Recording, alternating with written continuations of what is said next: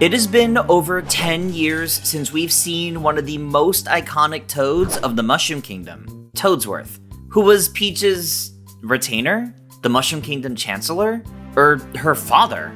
His exact relationship with the princess was never really known for certain, but what we do know is that for the longest time, Toadsworth served at Princess Peach's side, until he suddenly didn't. But why?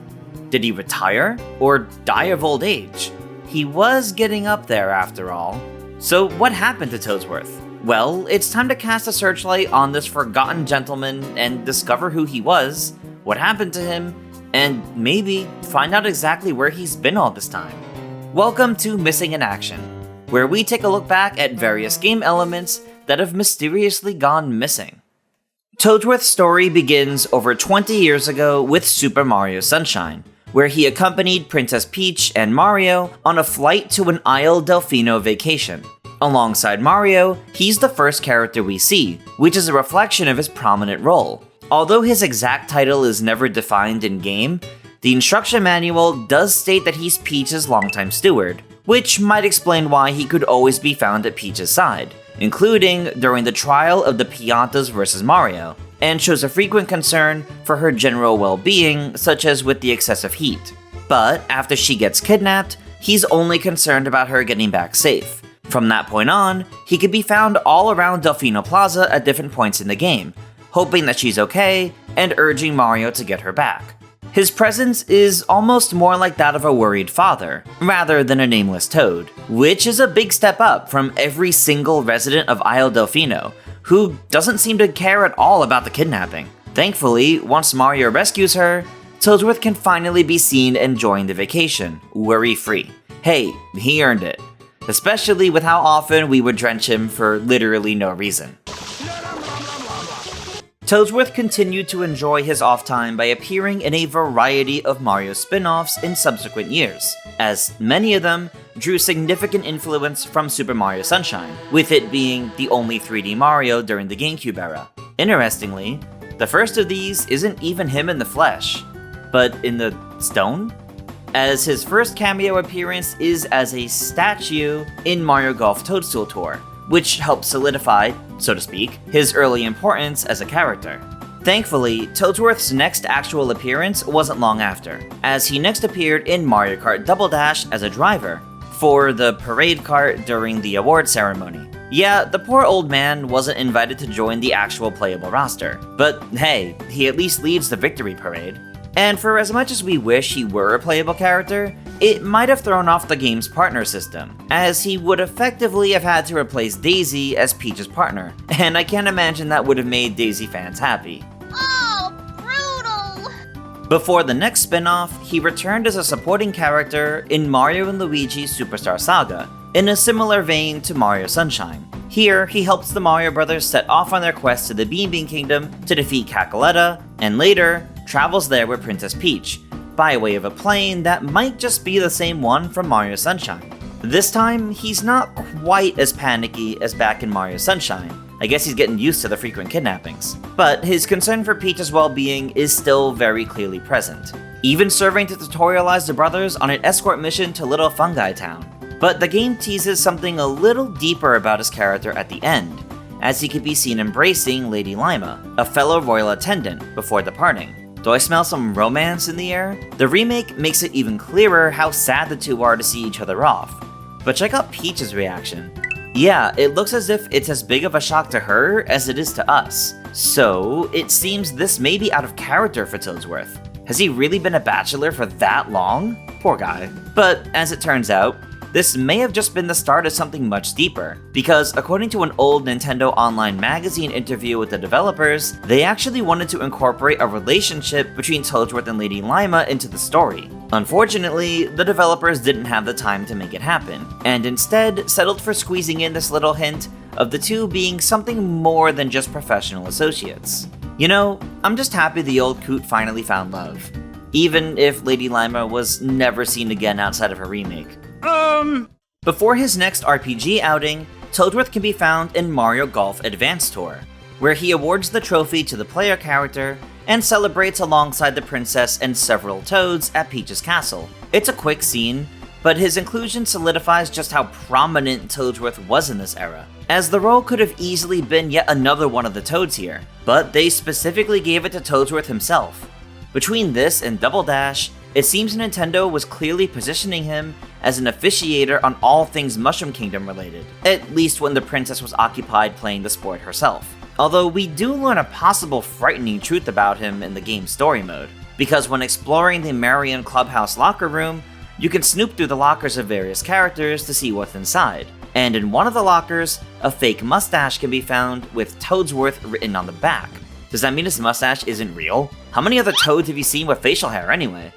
Okay, that's a rabbit hole we really don't want to go down, although we would deeply respect the commitment to the bit, considering he'd have had to have been putting it on for show for decades. You know, given the younger version of him that also had a mustache. But since it's found in the humans' locker room, it's probably more of a silly prank so that anyone can go around looking like Toadsworth. But we almost wish it wasn't. Anyway, returning to the RPG space, Toadsworth reappears in Paper Mario: The Thousand-Year Door, and accompanies Peach on vacation again. Guy almost seems like he's more of a chaperone than anything at this point. In any case, he greets Mario upon his arrival in Rogueport, confused as to Princess Peach's whereabouts. He assumes the worst by saying, "I fear we must embrace the possibility that she may never return." Though with Mario's arrival, he decides to kick back and relax at the inn, knowing that Mario will no doubt rescue the princess. Was 2 adventures all it took for this to be normal for you, Toadsworth? His presence as a supporting character is relatively small, like back in Sunshine and Superstar Saga, as you might not see him again beyond the game's intro and ending, unless you go out of your way to talk to him at the inn. Although, he does appear in another surprisingly uncouth way too, because you might also learn by way of the tabloid-esque Rogueport Today about the off-screen relationship Toadsworth seems to be having with a local chef, Zesty. That's scandalous, Toadsworth. What would Lady Lima say? So it seems Toadsworth likes to get around. No wonder he likes to travel. Perhaps more interesting is that the article also reveals his age as being 60, but less interesting is that we also find out what Zesty's pet name for him is, Total Toes. Ugh. Next, Toadsworth returns to the world of sports in Mario Power Tennis on the GameCube as the chair umpire, replacing the generic Toad from previous games. You can see him officiating every match from atop his high chair. In the opening cutscene of the game, he stands alongside Princess Peach, seemingly hosting the tournament itself. Sure, he may still not be a playable character, but Toadsworth is arguably the most prominent he's ever been, as he can be seen in pretty much every round that gets played. And he plays a similar role in Mario Tennis Power Tour on the Game Boy Advance, as the umpire in Peachstone Court when in the story mode, though he's replaced by a generic person in other courts. Curiously, he's more than just an umpire in the story mode, appearing alongside Mario to escort the player character to the final area of the game.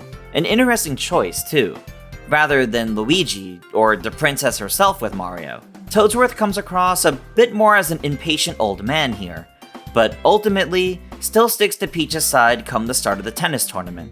But things began to change for Toadsworth in a big way with the launch of the Nintendo DS in 2005, because one of the earliest Mario games on the handheld was Yakuman DS, a Riichi Mahjong game released exclusively in Japan. In it, Toadsworth appears as the most difficult computer opponent in the game, surpassing even Bowser and Petey Piranha, which makes a lot of sense, given that Mahjong is often depicted as a game played by older men, or Toads in this case.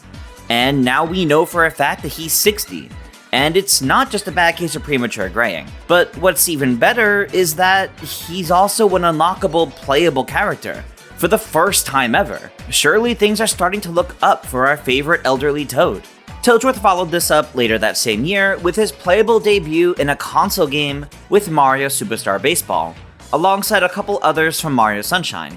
Of course, he's part of Peach's team by default, and obviously shares good chemistry with her, meaning they work together well during gameplay, along with the other Toads and Toadette. The game's description also specifically states that he's Peach's attendant. Finally, some kind of official in-game title. Even better is how he describes himself by saying his life gets shorter every time Princess Peach gets abducted. Which, I mean, yeah, who can blame him? But the best part is that instead of using a traditional baseball bat, he uses his cane to play baseball, Let's hope it doesn't break. A few months later, Toadsworth invites Mario and friends for yet another relaxing cruise ship vacation, this time on a cruise ship where he hosts the 7th Mario Party. Although, given it is Mario Party, it can't be that relaxing. This may just be one of Toadsworth's most prominent appearances, as he's effectively the star of the show, rather than the actual star from previous Mario parties, as he appears in every menu to guide the player, on every map to oversee the party, and more. In fact, Toadsworth is one of few Mario Party hosts that's a specific recurring character in the Mario series, and not just a generic character or enemy, or a character made specifically for Mario Party. Though, as the host, this does of course mean that he's sadly not playable, bucking the most recent trend. But if that was one of Toadsworth's most prominent appearances, then his most prominent has to be what came next just a few weeks later in Mario & Luigi Partners in Time, as he appears not just as one character, but two in this time-traveling adventure. Despite his more youthful appearance, with full-color stash and no need for glasses, his personality is as recognizable as ever, with him spending most of his time worrying over a baby version of Princess Peach, while the older version we all know and love does the same for the present-day Princess Peach. But since the older one can't do anything to save her, he spends a significant portion of the game with his younger self and the baby princess. The Toadsworths take a more active role compared to the previous games, as the duo are responsible for teaching Mario and Luigi the wide variety of Bros abilities, including the spin jump, or the Toadsworth twist as they call it, and the Bros Ball, and more. But here's a plot twist for you. The official website for Partners in Time refers to Toadsworth as Peach's father.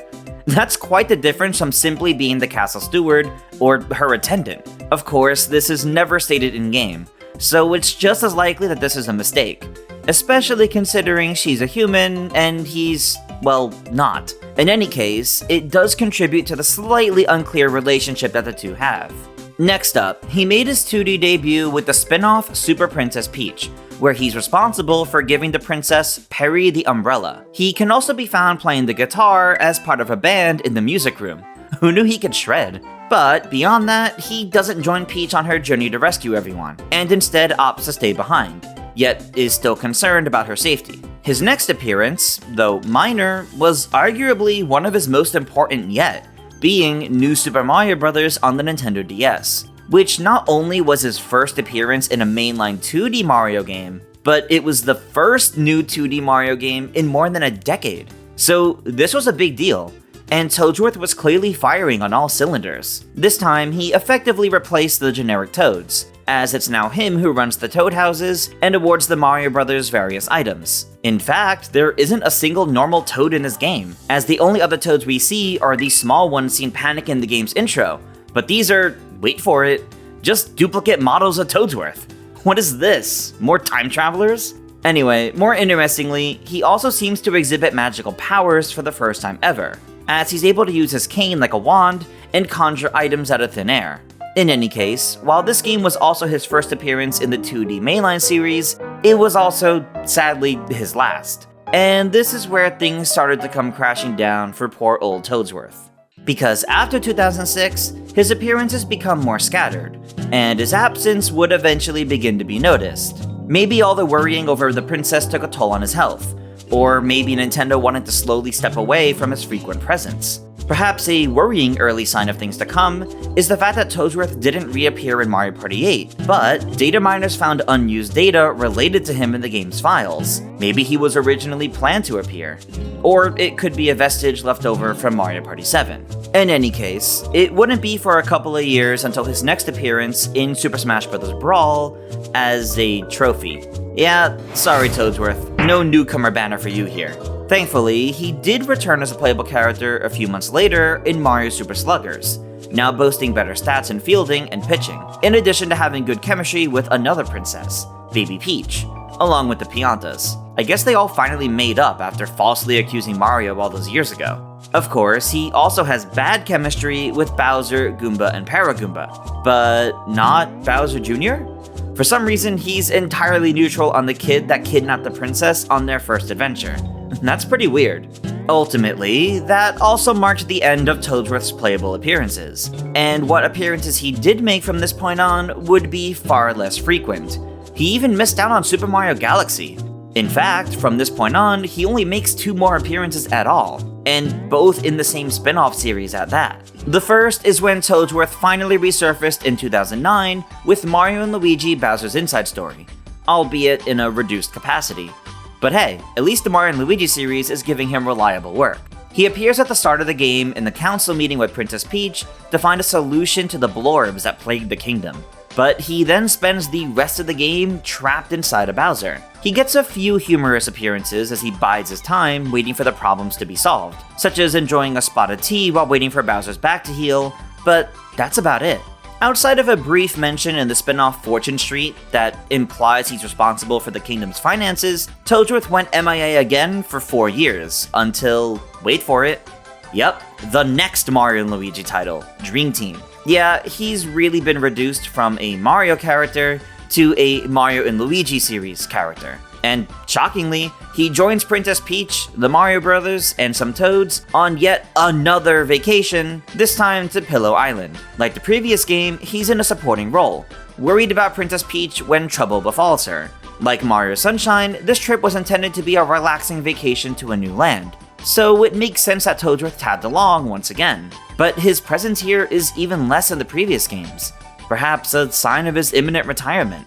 And after Dream Team, that's the end of the line for new appearances, as over the past 10 years, Toadsworth has been relegated to remakes, such as the Mario & Luigi remakes on the 3DS, or re-releases, such as Mario Sunshine's inclusion in Super Mario 3D All-Stars, or near meaningless cameos in the forms of a trophy or spirit in Super Smash Bros. Perhaps most damning is what he hasn't appeared in, including several mainline 3D Mario games, every Paper Mario game since Thousand Year Door, and a ton of spin-offs, including every Mario Kart past Double Dash. It would have been amazing to see him in the Mushroom Kingdom in Super Mario Odyssey, or on vacation in Luigi's Mansion 3. Did you hear me, Toadsworth? A vacation. How did you miss out on your favorite pastime? Instead, his role was replaced by other, usually unnamed Toads. 2013's Mario & Luigi Dream Team marks the last official appearance of Toadsworth in a new game. Maybe the journey through Luigi's dreams marked too much for the old man, and he really needed to set into retirement, perhaps take a cruise that wasn't focused on spreading chaos. All of that being said, there might still be a small glimmer of hope. Even though Toadsworth's last new appearance was a decade ago, the old man hasn't been entirely forgotten by Nintendo, because after Super Mario Odyssey's release in 2017, there was a short YouTube series for kids where Mario would answer questions submitted by fans, which included various emails from other characters in Mario's inbox, like from Luigi, Daisy, Roy Koopa, and yes, even Toadsworth. The subject line reads, "Long time no see." Yeah, no kidding. If only Mario opened the email to see what it was about.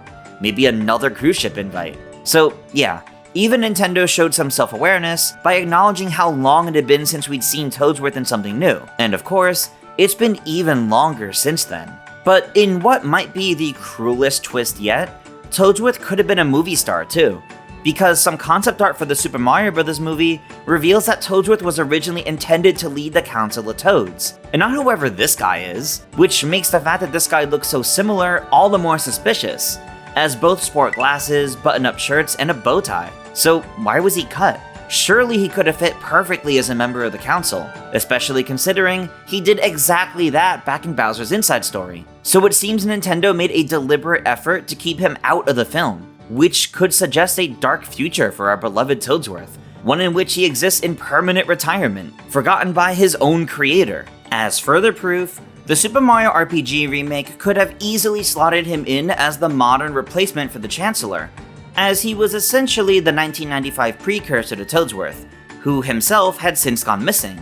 That is, until now with the remake. Yep, a forgotten Toad who's been missing for nearly 30 years has now appeared more recently than the much more iconic Toadsworth. Ironic. It could be that Toadsworth has simply fulfilled his purpose at this point, and Nintendo wants to keep the focus on more recent Toad characters, like Toadette and Captain Toad. Supposedly, Toadsworth was only originally created for Mario Sunshine to act as a chaperone so that a vacation between Mario and Peach couldn't be seen as overtly romantic. If that's the case, it may be that there simply isn't a place for him in the modern world, as suggested by Nintendo purposefully dropping him from the Super Mario Bros. Movie. But to end on a bittersweet note, if we apply knowledge from the Super Mario Bros. Movie to Toadsworth's character, perhaps we can finally solve the mystery of his unclear relationship with Princess Peach. Because in the Mario movie, we learn that Peach somehow stumbled into the Mushroom Kingdom as a baby, and is discovered by the Toads who raised her as their own, before eventually crowning her as their princess. So if we assume this backstory carries over to the games, perhaps Toadsworth was the one that found the baby princess all of those years ago, taking her in to basically raise her as his own, and remained attentive and at her side to take care of her all of these years later. Until he wasn't, that is. A professional worrywart, master mahjong player, and hobbyist baseball player, Toadsworth's impact on the Mushroom Kingdom surely won't be forgotten. For now, Toadsworth's memory is kept alive only by the steady flow of remakes and re-releases of titles that he was in. At least we could be thankful that he hasn't been erased or changed in these remakes, unlike the poor Koopa kids. So there's always a chance he could return in a proper new game. But until then, we'll just be left forever wondering where he went, and if we're ever gonna see him again. But what do you guys think? Could Toadsworth ever make a comeback out of retirement? Where would you like to see him make his return? And is there anything, or anyone else, that's gone missing that you want found? Let us know down in the comments below, and maybe we'll cover it in a future episode. Thank you all for watching, and make sure to stay tuned to GameXplain for future Missing in Action episodes, and plenty more on gaming too.